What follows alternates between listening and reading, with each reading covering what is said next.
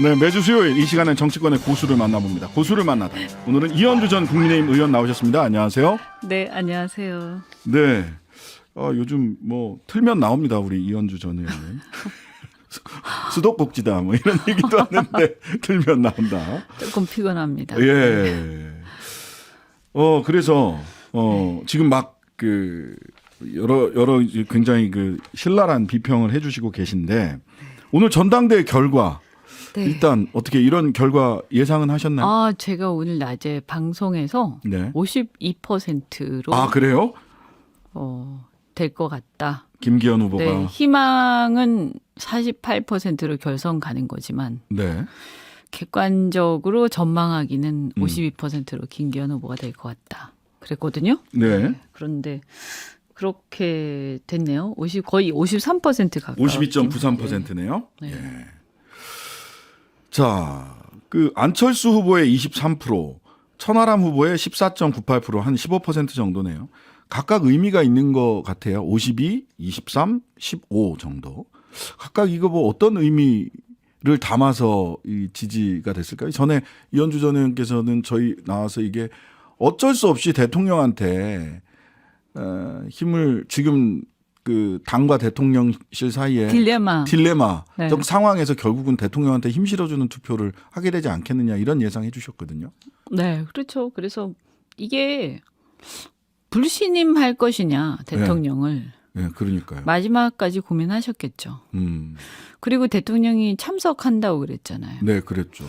뭐 결선까지 가게 되면 뭐 불신임까지는 아니지만 뭔가 썰렁한 상황이 연출이 되잖아요. 그러니까 네. 난리가 났겠죠. 어제 그제 아마 난리 나지 않았겠습니까? 네.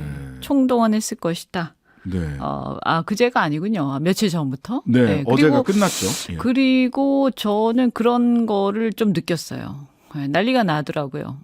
난리가 났어요? 어떻게 나든가요? 네, 뭐 여기저기 막 난리 나는 분위기가 느껴졌고, 네. 그리고 일례로 그 대통령 선거 때 네. 이렇게 움직였던 각 조직들 있죠. 뭐 무슨 윤사모, 뭐 네. 윤공정, 뭐 무슨 뭐 이런 조직들 있죠. 뭐 수십 개. 네. 소위 팬클럽들. 네. 그런 데들이 다 움직였어요. 네. 그래서 50% 넘겠구나 이렇게 생각했습니다. 대선 치르듯이 당 대표 선거를. 대선 한 번 더 한 거예요. 대선 한 번 더 한 거다. 근데 대선 한 번 더 한 건데 당내에서 그렇게 그런 정도 대선을 한 번 더 했는데 당내 선거에서 김기현 후보 52.93%면은 조금 민망한 수치 아닌가요? 그러니까 대선 한 번 더 해가지고 말하자면 80여만 명의 책임당원 중에서 20여만 명이 찍은 거죠, 그죠? 네, 24만 명. 그러니까 상당히 뭐 그거 치고는 뭐 저조한 거죠. 예.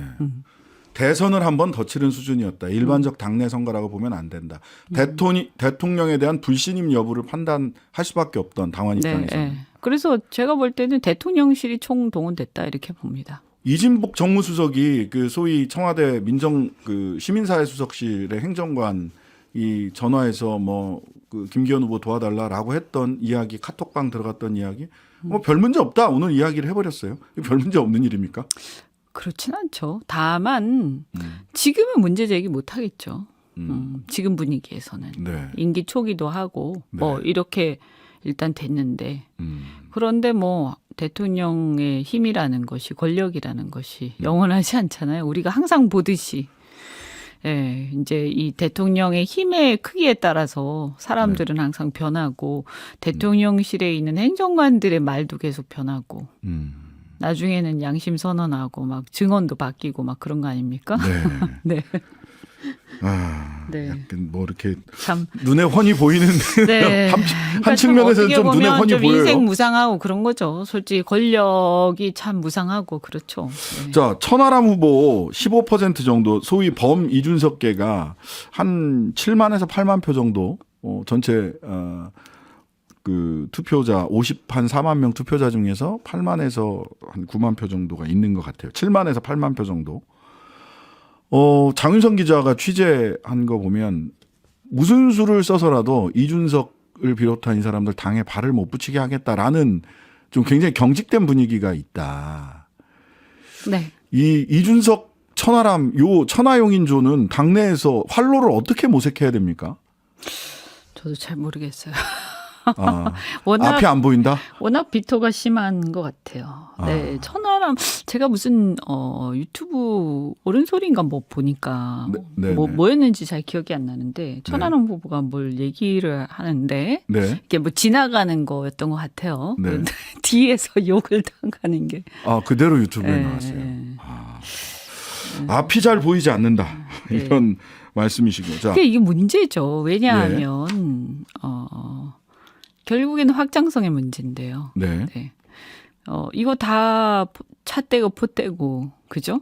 네. 네. 어떻게 이기겠어요? 국민의힘이 다음 총선에서. 네. 그런데 결국엔 이런 거잖아요. 뭐 그래도 우리끼리 해서 뭐 지더라도 우리끼리 가는 게 좋다. 뭐 이런 거 아닙니까?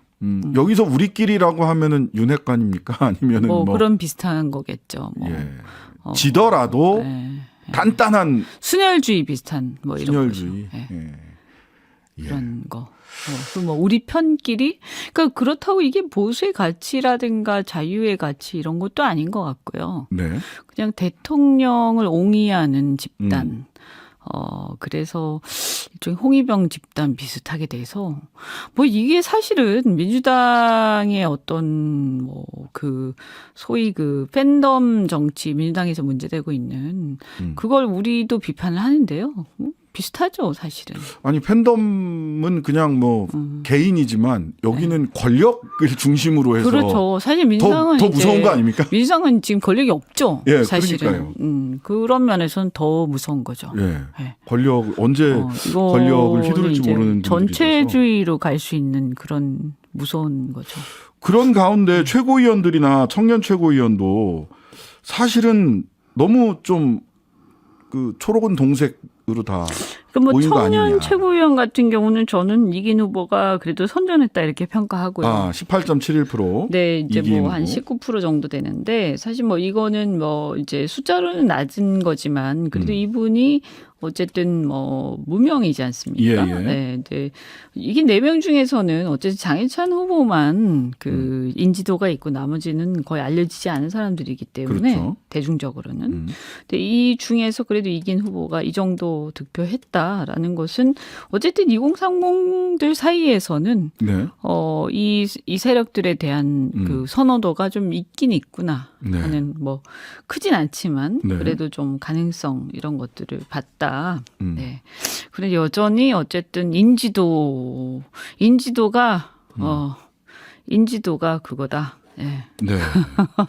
인지도를 넘을 수가 없구나. 예. 네, 뭐 최고위원 정치판에서 선거를 보면. 네. 인지도가 깡패다 이런 얘기도 네, 맞습니다. 보통 하죠. 네, 얘기를 지금 하죠. 보니까 다른 이제 일반 최고위원 같은 경우에도요. 보니까 거의 인지도입니다. 그리고 인지도하고 그다음 라인인 것 같고요. 김병민 후보가 김병민 후보가 이제 대통령실에서 조직적으로 밀었던 것 같거든요. 그런 것들. 네네. 네. 장성철 소장도 그런 네, 저도 취지로 뭐 얘기하시더라고요. 그런 문자 예. 같은 걸 본 것 같고요. 네. 그다음에 이제 조수진 후보도 약간 그러니까 약간 애매하긴 한데 약간 그런 게 있었고 김지현 후보는 나경원 라인 네네. 이었고요. 그다음에 태영호 후보는 좀 애매한데 이건 뭐 인지도인 것 같아요. 네. 인지도. 그리고 네. 오히려 4.3 사건과 관련된 이야기 또 어제도 뭐 그 소위 한일 강제동원 피해자 관련된 외교부 합의에 대해서 비판하면 주사파 지령받은 사람들이다 이런 발언을 하시니까 오히려 국민의힘에서 이 사람은 좀 보호해야 되겠다 이런 생각을 하셨나? 뭐 그럴 수도 있고요. 어쨌든 뭐 태극기 쪽이라든가 예. 또 결국에는 제가 볼 때 인지도 순인 것 같아요. 인지도 순. 그러니까 확실하게 라인이 있는 경우를 빼고는 네. 인지도 순이 아닌가. 네. 자, 이렇게 해서 그러면 참 안철수 후보요. 네. 굉장히 막판에 사실은 며칠 안 남기고 갑자기 대통령은 아니지만 대통령은 모르셨을 거라고 생각을 하지만 하면서 굉장히 강하게 뭐 비윤, 반윤 메시지를 냈어요. 네.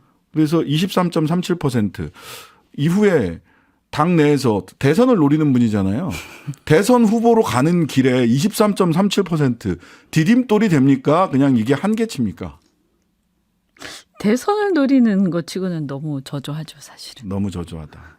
대선 주자라고 보기에는. 네. 근데 본인은 대선 주자가 될 게 아니면 뭐 그게 다음 정치적 행보가 의미 있는 정치적 행보가 있을 리가 없는 분이라서. 네. 자, 어쨌든 강제동원 해법을 외교부 장관이 내놨고 대통령이 나의 결단이다. 정치적 부담 감수한 결단이다. 일본 언론에서는 뭐 지지율이 10%가 되더라도 내가 한다. 이렇게 얘기를 했다고 해요. 태영호 의원은 이거 비판하는 사람은 주사파 지령받은 사람이다.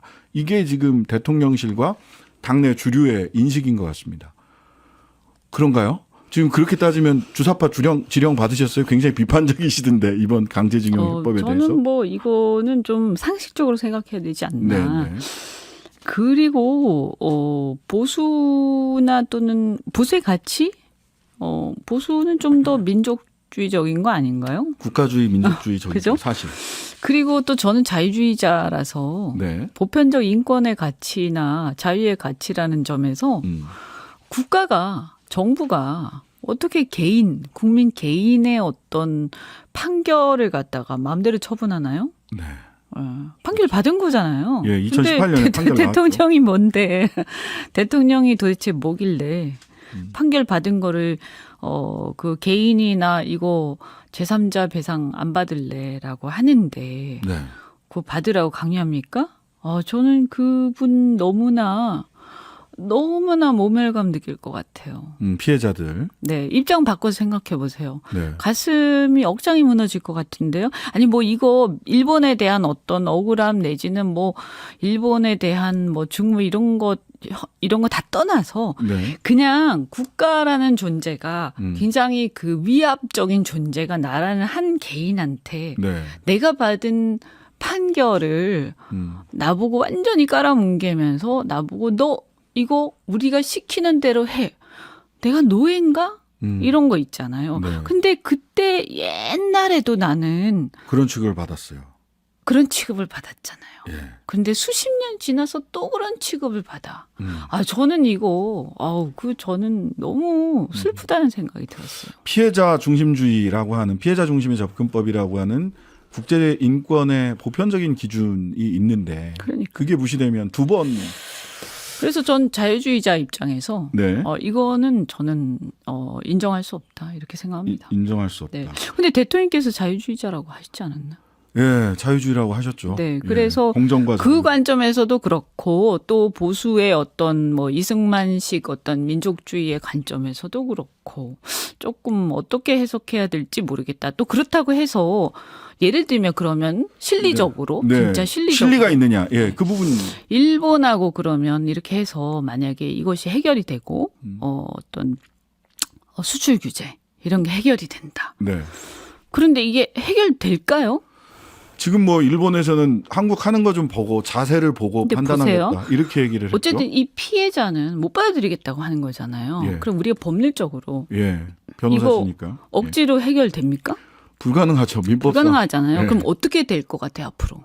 뭐 이제 뭐 공탁을 하니 많이 공탁이 적법성이 되니 안 되니 아니죠. 강제 경매를 하니 많이 이렇게 피해자가 받아들이지 않는데 이거 해결할 방법 없어요. 가겠죠. 법적으로 해결할 방법이 그러면 없다는 거예요. 어떻게 돼요? 이거 수습 안 돼요.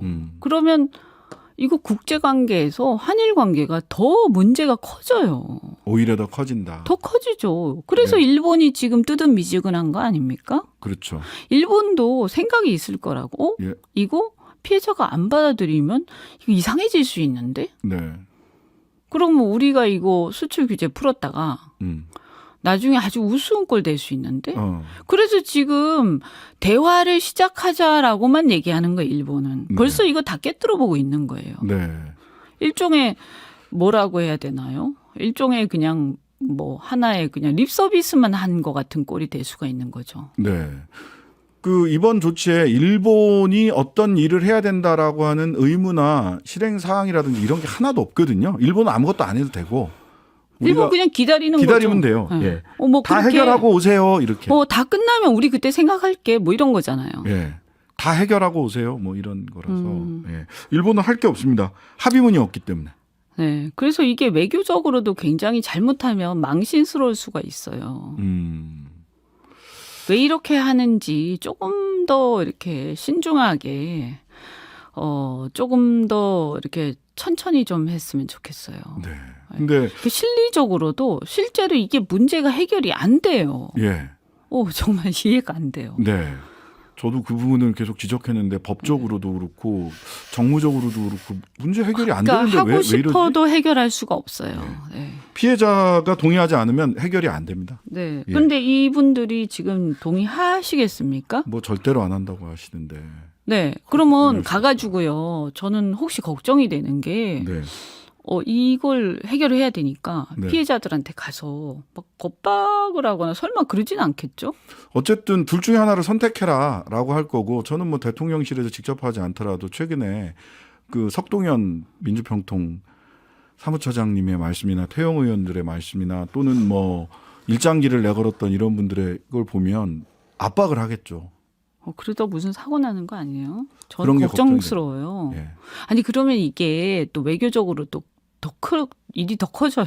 예. 그리고 국민 내부도 분열되고 갈라치기가 되지 일이 더 않을까. 커지고 예. 그러면 이게 일본이나 미국이나 이게 무슨 일이냐. 오히려 우리나라한테 더 문제 제기를 하겠죠. 네. 예. 아니 충분히 해결하고 꼬라니까 왜 제대로 해결도 안 해갖고 와서 뭐 이렇게 나오는 것 같아요 지금. 그리고 부분에서. 한미일 동맹하고 지금 엮여 있는데 이것도 네. 신중해야 됩니다. 알겠습니다. 자 내년 총선인데 공천 괜찮으실지 걱정이 좀 됩니다. 지금까지 지금 그런 이현주 문제가 아니죠 사실. 그렇죠? 알겠습니다. 네. 지금까지 이현주 전 의원과 함께했습니다. 감사합니다. 고맙습니다. 하루 종일 기다려지는 진짜 시사. 평일 저녁 6시 5분 신장식의 뉴스 하이킥.